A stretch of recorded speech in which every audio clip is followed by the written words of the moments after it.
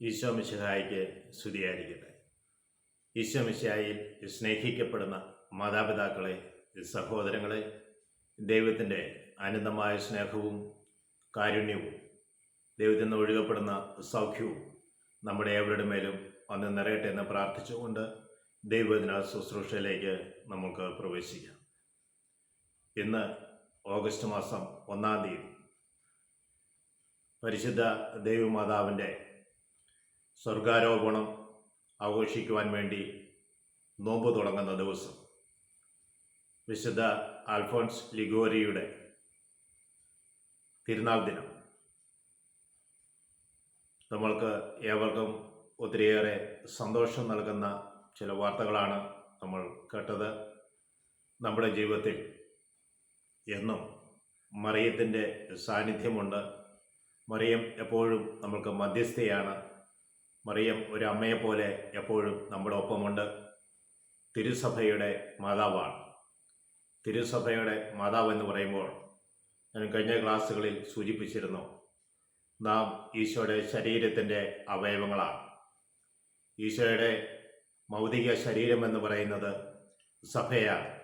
വിശുദ്ധ കുർബാനയിൽ സജീവമായി പങ്കാളിത്തമുണ്ടാകുമ്പോൾ ഈശോയുടെ 4 ശരീരങ്ങളും അവിടെ യോജിക്കേണ്ടതായിട്ടുണ്ട്. അതിലൊരു ശരീരമാണ് ഭൗതിക ശരീരം എന്ന് പറയുന്ന നമ്മളേവരും. അപ്പോൾ ക്രിസ്തുവിൻ്റെ ശരീരത്തിൻ്റെ അവയവങ്ങളാണ് നമ്മളേവരും. അപ്പോൾ ക്രിസ്തുവിന് ജന്മം നൽകിയ മറിയം ക്രിസ്തുവിൻ്റെ അമ്മയാണ്. അപ്പോൾ ക്രിസ്തുവിൻ്റെ ശരീരത്തിന് അവയവങ്ങളായ നമ്മളും അമ്മയുടെ മക്കളാണ്. അതുകൊണ്ടാണ് തിരുസഭ മാതാവിനെ സഭയുടെ അമ്മ എന്ന് വിളിക്കപ്പെടുക. അപ്പോൾ മറിയം നമ്മുടെയും അമ്മയാണ്. ഹല്ലേലൂയ. അപ്പോൾ നമ്മുടെ അമ്മയുടെ പ്രത്യേകതകൾ ഞാൻ പറയാതെ തന്നെ നിങ്ങൾക്കറിയാവുന്നതാണ്. അതുകൊണ്ട് ഞാൻ വിഷയത്തിലേക്ക് കൂടുതലായി കടക്കുന്നില്ല. സ്വർഗീയ അമ്മ നമ്മൾക്കൊണ്ട് ഭൂമിയിൽ മനുഷ്യരെ പോലെ കാണപ്പെട്ട് ജീവിച്ച് മനുഷ്യരായി തന്നെ ഈ ലോകത്തിൽ നിന്ന് തൻ്റെ ആത്മ ശരീരങ്ങളോടുകൂടി സ്വർഗത്തിലേക്ക് എടുക്കപ്പെട്ടതാണ് പരിശുദ്ധ അമ്മയെ.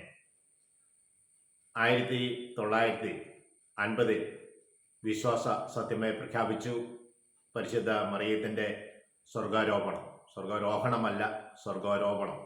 അപ്പോൾ സ്വർഗത്തിലേക്ക് എടുക്കപ്പെട്ടതാണ്. പ്രിയ സഹോദരങ്ങളെ, ഈശോ എന്ന് പറയുന്നത് സ്വർഗത്തിലേക്ക് ഉയർന്നു പോയതാണ്, സംവഹിക്കപ്പെട്ടതാണ്. Praise Lord.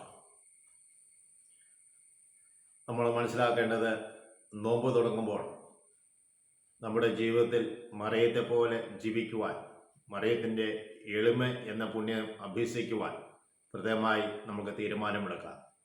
ഒരിടത്തും നിഴലിച്ചു നിൽക്കാതെ തന്നെ സമർപ്പണം ചെയ്ത് തൻ്റെ മകനെ ഉയർത്തിപ്പിടിക്കുന്ന അവസ്ഥ നമ്മൾ കാണുന്നുണ്ട്. കാനായിലെ വിവാഹ വിരുന്നിൽ അവിടെ വീഞ്ഞു തീർന്നു പോയപ്പോൾ പരിചാരകരോട് മറിയം പറയുന്ന വാക്കുകളുണ്ട്, അവൻ പറയുന്ന പോലെ ചെയ്യുക. 1854 മറിയത്തിൻ്റെ അമലോഭവം വിശ്വാസ സത്യമായി പ്രഖ്യാപിച്ചു. കത്തോലിക്ക സഭയുടെ മതബോധന ഗ്രന്ഥത്തിൽ ഇപ്രകാരം പറയുന്നുണ്ട്. മറിയത്തെ സംബന്ധിച്ച് പറയുന്നതാണ്, ഉദ്ഭവ പാവത്തിൻ്റെ എല്ലാ മാലിന്യങ്ങളും നീക്കപ്പെട്ട, സ്വതന്ത്രമാക്കപ്പെട്ട, സൂക്ഷിക്കപ്പെട്ടിരുന്ന നിർമ്മലയായ കന്യകയായ മറിയം. ഉത്ഭവഭാവത്തിൻ്റെ എല്ലാ മാലിന്യങ്ങളിൽ നിന്നും സ്വതന്ത്രമാക്കപ്പെട്ട് സൂക്ഷിക്കപ്പെട്ടിരുന്ന നിർമ്മല കന്യകയായ മറിയം ആണ് എടുത്തു പറയപ്പെടുന്നത്. നിർമ്മല കന്യകയായ മറിയം തൻ്റെ ഈ ലോകവാസത്തിൻ്റെ അവസാനം ആത്മശരീരങ്ങളോടെ സ്വർഗത്തിലേക്ക് എടുക്കപ്പെട്ടു. ഇതാണ് മാതാവിൻ്റെ സ്വർഗാരോപണം. ഇതാണ് സഭ 1950 വിശ്വാസ സത്യമായി പ്രഖ്യാപിച്ചത്. ഓഗസ്റ്റ് മാസം 5-ാം തീയതിയാണ് നമ്മളത് ആഘോഷിക്കുക. ഇന്നു മുതൽ നമ്മൾ അതിനുവേണ്ടി ഒരുങ്ങുകയാണ്. നമ്മുടെ മനസ്സിനെയും ശരീരത്തെയും നമ്മൾക്ക് ഒരുക്കാം. മാതാവിനെ പോലെ നിർമ്മലമായി ജീവിക്കുവാൻ, പാപമാലിന്യങ്ങളിൽ നിന്ന് പൂർണ്ണമായി മോചനം നേടുവാൻ വേണ്ടി നമുക്ക് പ്രാർത്ഥിക്കാം. രണ്ടാം വത്തിക്കാൻ കൗൺസിൽ ഡിക്രിയിൽ അവസാന ഭാഗം, അതായത് രണ്ടാം വത്തിക്കാൻ കൗൺസിൽ തിരുസഭ എന്ന കോൺസ്റ്റിറ്റ്യൂഷനിൽ അവസാന ഭാഗത്ത് മറിയത്തെക്കുറിച്ച് പറയുന്നുണ്ട്. ഇവിടെ എങ്ങനെയാണ് പറയുന്നത്? മറിയം ദൈവത്തിൻ്റെ അല്ലെങ്കിൽ പുത്രനായ മിശിഹായുടെ പുത്രനായ ദൈവത്തിൻ്റെ അമ്മയാണ്, പിതാവായ ദൈവത്തിൻ്റെ മകളാണ്, പരിശുദ്ധാത്മാവിന് ഏറ്റവും പ്രിയപ്പെട്ടവളാണ്. തുടർന്ന് പറയുന്ന ഇപ്രകാരമാണ്: മരിയ ഭക്തി നമ്മൾ ഈശോയിലേക്ക് അടുക്കണം. മറിയത്തോടുള്ള ഭക്തി ഈശോയിലേക്കാണ് അടുക്കേണ്ടത്. അത് ഈശോ അത് തന്നെയാണ് പറയുന്നത്. യോഹന്നാന്റെ സുവിശേഷം 2-ാം അധ്യായത്തിലെ കനാന വിവാഹത്തിൽ പറഞ്ഞ അവൻ പറയുന്ന പോലെ ചെയ്യുക എന്നാണ്.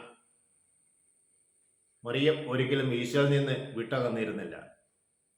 ആ കുരിശിൻ്റെ അരികിലും മറിയം നിൽക്കുകയാണ്.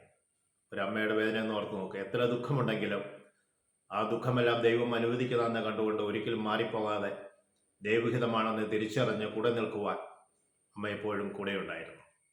അതുപോലെ ഏത് സാഹചര്യത്തിലും നമ്മൾ കൂടെ നിൽക്കുവാൻ, പാപം ചെയ്യാതെ വിശുദ്ധമായി ജീവിച്ചുകൊണ്ട് കൂടെ നിൽക്കുവാൻ ഉള്ള കരുത്ത് നമുക്ക് കൽപ്പിക്കുവാൻ വേണ്ടി അമ്മയോട് പ്രത്യേകമായി നമുക്ക് പ്രാർത്ഥിക്കാം.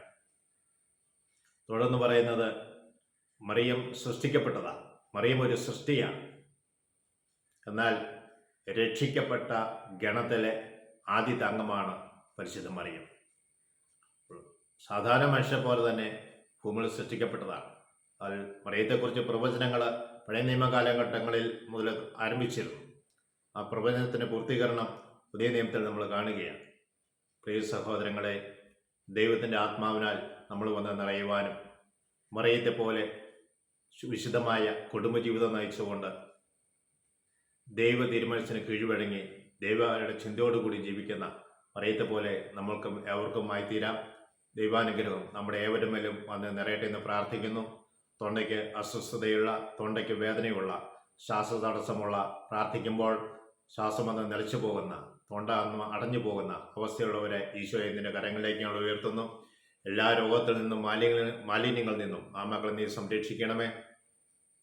പരിശുദ്ധ അമ്മ വിശുദ്ധിയായി ജീവിച്ചതുപോലെ കർത്താവേ, ഞങ്ങൾ വിശുദ്ധരായി ജീവിക്കാനുള്ള കൃപ നൽകണമേ. പ്രത്യേകിച്ച് പരിശുദ്ധ മറിയമേ, കന്യകളായിരിക്കുന്ന ഞങ്ങളുടെ പെൺകുട്ടികളെ ഞങ്ങളുടെ കരങ്ങൾ സമർപ്പിച്ച് ഞങ്ങൾ പ്രാർത്ഥിക്കുന്നു. കർത്താവേ, അതുപോലെ യുവത്വത്തിലേക്ക് പ്രവേശിക്കുന്ന ആൺകുട്ടികളെ ഞങ്ങൾ സമർപ്പിച്ച് പ്രാർത്ഥിക്കുന്നു. തിന്മയുടെ മേഖലകളിലേക്ക് കടന്നു പോകാതെ വിശുദ്ധമായി ആ മക്കളെ എല്ലാവരെയും അമ്മയുടെ കാപ്പയിൽ പൊതിഞ്ഞ് സംരക്ഷിക്കണമേ. തിന്മയുടെ യാതൊന്നും മക്കളിലേക്ക് പ്രവേശിക്കാൻ ഇടവരുത്തരുത് എന്ന് ഞങ്ങൾ അമ്മയോട് പ്രാർത്ഥിക്കുന്നു. അമ്മ തിരുക്കുമാര സന്നിധിയിൽ നിന്ന് അനുഗ്രഹങ്ങൾ വാങ്ങിച്ച് മക്കൾക്ക് കൊടുക്കണമെന്ന് പ്രാർത്ഥിക്കുന്നു. ഞങ്ങളെ ശ്രമിച്ചുകൊണ്ടിരിക്കുന്ന എല്ലാ മക്കളുടെ മേലും ആത്മാവിൻ്റെ അഭിഷേകം നിറയട്ടെ. പരിശുദ്ധമ്മ അവർക്കുവേണ്ടി പ്രത്യേകം മധ്യസ്ഥം വഹിക്കണമേ. ആശ്രയമാതാവേ, അമ്മയിൽ ഞങ്ങൾ ആശ്രയിക്കുന്നു. അമ്മ ഞങ്ങൾക്ക് വേണ്ടി, ഞങ്ങളുടെ കുടുംബങ്ങൾക്ക് വേണ്ടി പ്രത്യേകമായി മധ്യസ്ഥം വഹിക്കണമേ. പിതാവിനും പുത്രനും പരിശുദ്ധാത്മാവിനും സ്തുതി. ഈശോ മിശിഹായ്ക്ക് സ്തുതിയായിരിക്കട്ടെ.